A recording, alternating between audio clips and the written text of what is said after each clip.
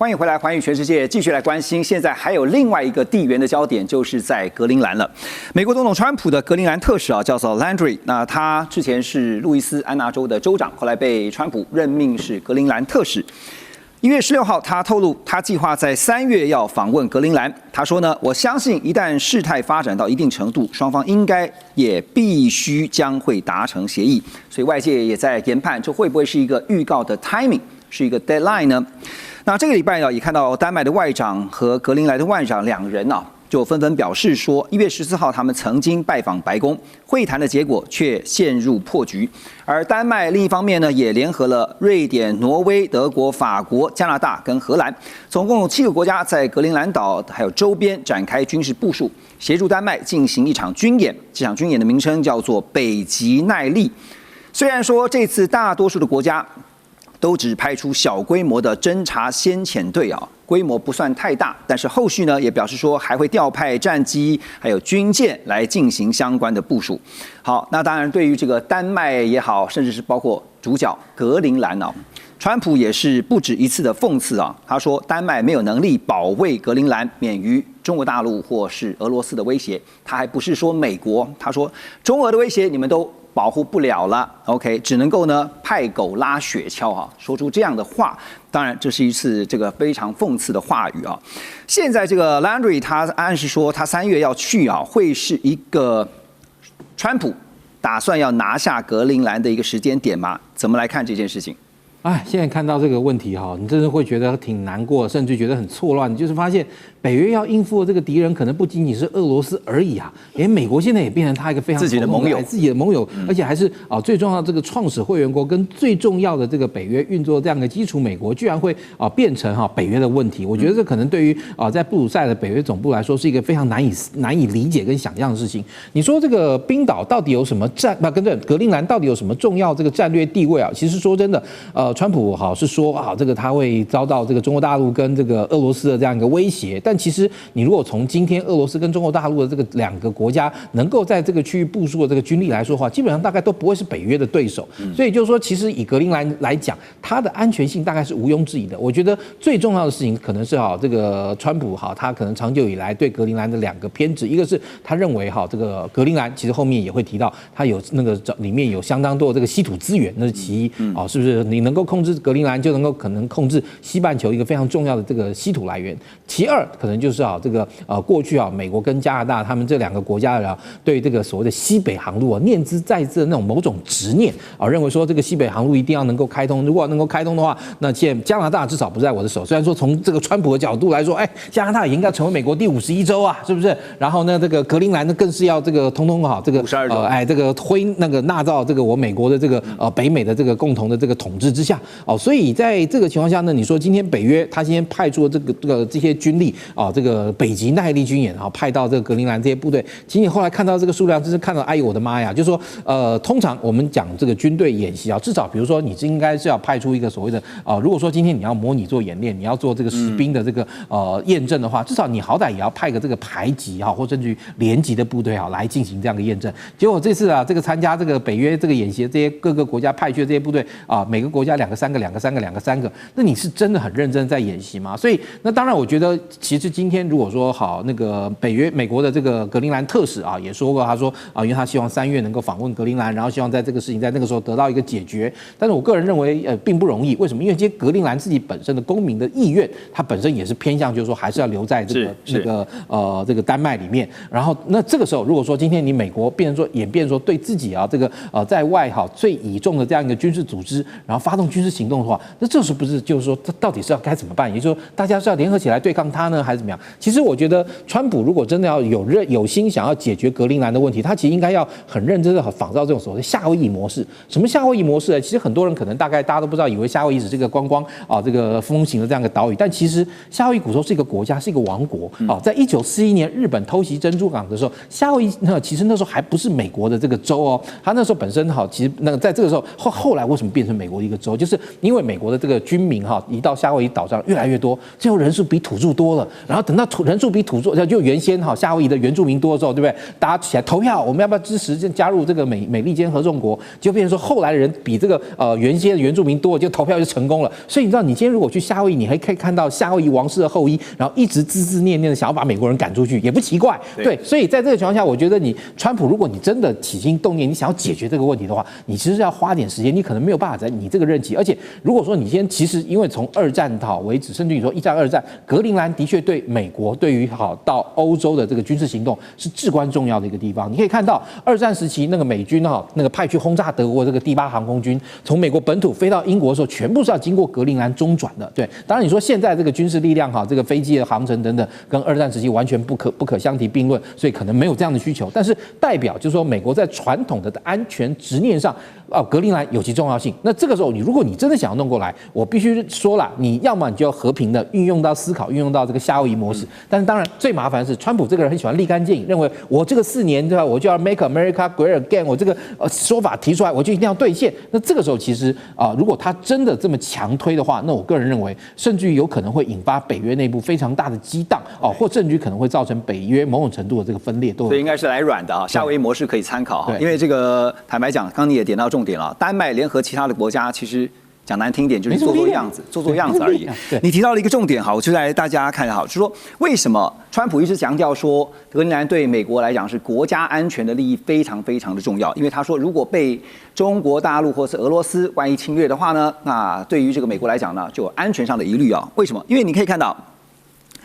格陵兰在这边，我们从这个整个地球的地图上面来看美国在这边把这个地球仪转一个方向，你就可以看到俄罗斯在这个地方，丹麦在这边，格陵兰在这边，那美国在这个地方。如果真的是安全性的话呢，根据之前曾经也有这个军事专家认为说呢，如果是假设是真的是飞弹攻击的话，从俄罗斯甚至这个地方是朝鲜、北韩，如果是真的发射像弹道飞弹的话呢，从丹麦这个地方来，马上经过北冰洋这个北方的航道呢，可以打到美国的速度是非常的快。另外还有一点就是，格陵兰在这个北极海、太平洋、北冰洋这几个海域当中呢，其实有一个非常关键的战略地位。航道如果被人辖制住的话，那恐怕对于经济上的影响就会非常的大。好，那但是呢，川普17号他也再度的强调，他说美国就是因为国安的考量，迫切需要取得格陵兰的控制权。他也警告说呢，在格陵兰的议题上，到时候不配合的国家不排除会加征极重的关税。英国的《卫报》甚至也报道说，川普这个概念说拿下格陵兰的概念是从何而来的？他们的报道说呢，是来自于川普一位已经有60年交情的好朋友，这是化妆品巨头雅诗兰黛集团的名誉董事长罗纳德·劳德的建议。好，所以综合以上的资讯来看呢，马老师，看来也是时间的问题，非拿下格陵兰不可了。对。其实格陵兰这个问题会这么凸显，主要是跟全球暖化有关系。那因为全球暖化，这个科学家的这个等于是通说的意见是认为，在2030年整个夏天的时间，在这个北冰洋会没有碎冰。那过去因为在比较冷的时候，这个水上面还漂浮一些冰的话，你就没有办法变航道。可是现在感觉2030就再急了，在4年之后，它其实马上是可以高度运用的一个海域。那刚才主持人有提到航道非常重要，因为从宁波到这个阿姆斯特丹，如果你走苏伊士运河要30天的时间，可是如果你从北冰洋，实际上现在已经有船在走了，土耳其有一艘船已经跑过一次，只要18天的时间。换句话说，你的航运成本时间就省了45%。那这个全世界都兵家必争嘛，你不要说有战争，你光是航道这个利益就非常的大，而且你假设可以有4到6个月可以运用的话，那这个未来的这个潜力无可限量。那所以川普我觉得看中这个，但是北冰洋这几年有一个很有趣的现象是，中俄在这个地方联合军演，2024年就开始有，那中国的海警船就进到这个区域里面，那这个对美国来讲非同小可，因为美国最近就是阿拉斯加，可阿拉斯加离格陵兰、北冰洋还有一段距离，比较近的国家像加拿大、冰岛。还有丹麦、瑞典、挪威这些国家都没有办法跟俄罗斯匹敌嘛，所以美国如果不介入的话，这个地方未来应该会被俄罗斯支配，或者是被这个中俄支配。那这个是美国非常害怕看到，非常膈应，所以他一定要在战略上把这个地方给占下来。可是我也觉得非常好奇，因为从冷战时期，美国一直在这边有驻军，本来在格陵兰上美军就有，现在还有1500个人是属于太空部队的。那当然冷战的时候大概有1万人啦，那现在是缩小。可是我觉得他本来就有基地，其实他只要增加驻军就可以解决的问题嘛。而且丹麦每一年因为格陵兰是自治。那每一年丹麦要付他5.5亿的这个费用，那其实也不多。其实就美国就跟丹麦谈说，你这笔钱我来付，增加驻军其实是对，然后我增加驻军，然后一起开发稀土，我觉得很容易达成。所以我觉得终局来讲，也许川普并不是要真的武力来进犯格陵兰，但是他拉高这个声量，拉高他的筹码，他为的是应该谈判，但是他更多的支配格陵兰这条路是确定的。这样听起来，其实用军事手段可能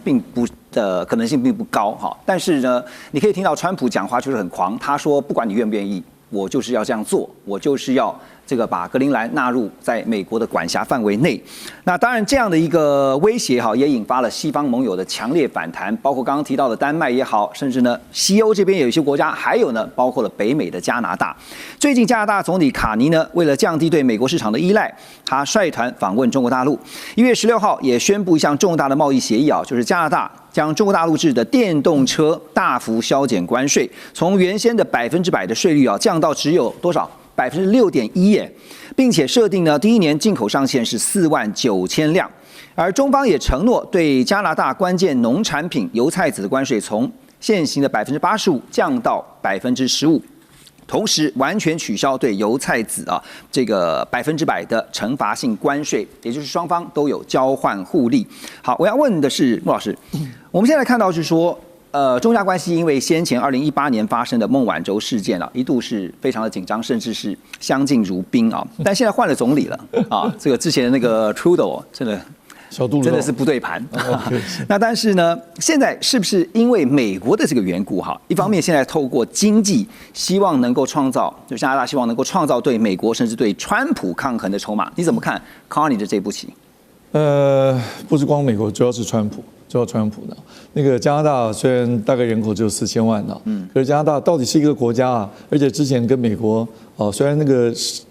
怎么讲，国家整体实力差那么多，但觉得我们是友邦，我们是平起平坐那种感觉，被川普羞辱成这个样子。我自己哥哥就加拿大移民，他移民加拿大30几年，我们常常联络，他现在当然也算加拿大人了。对于那个川普这样羞辱他，气得不得了，真的。对，所以那个因此会选出来一个总理。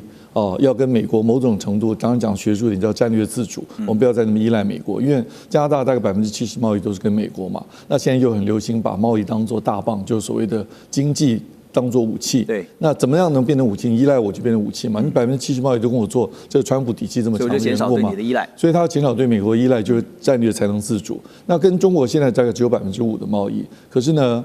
换了人以后，有一个好的机会嘛。之前在这个韩国那个 APEC 会议，不是新的总理 Mark 这个 Carney 已经跟习近平见过面嘛，最近又去拜访。那现在这样谈的话，就表示说，我们可以开始。而他做这个动作哈，我们不只要看他说什么，看他做什么，还要看定量上来看。你刚刚讲那个关税，那个电动车从100降到6点几啊，这表示说这是玩真的，我真的愿意。那但是呢，美国加拿大国内当然会有一些反对的声音会出来，就像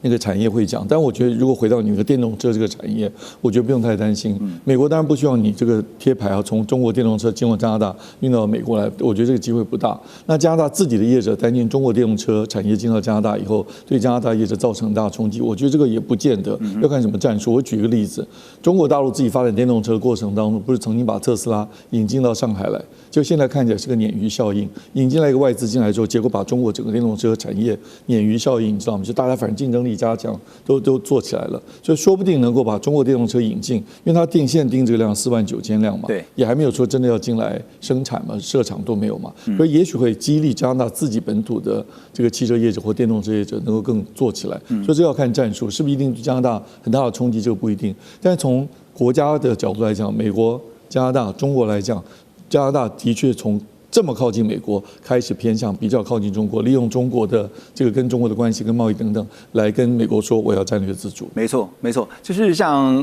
先前我们也知道，其实从南边墨西哥进去美国的中国大陆电动车，其实这一招可能在北美不见得行得上哈。可是刚刚吴老师也点到一个重点，就未来呢，其实中美的竞争格局不变的情况之下，那么战略自主就显得相当重要，尤其是等一下我们要特别聊的在科技层面的晶片自主化。马上回来。全球局势必须关注，中美赛局牵动地缘风险，连带影响台海两岸未来。环宇全世界，关心全世界，权威分析，专业观察，客观立场。每周6日，请您准时锁定，一同关心全球大事的瞬息万变。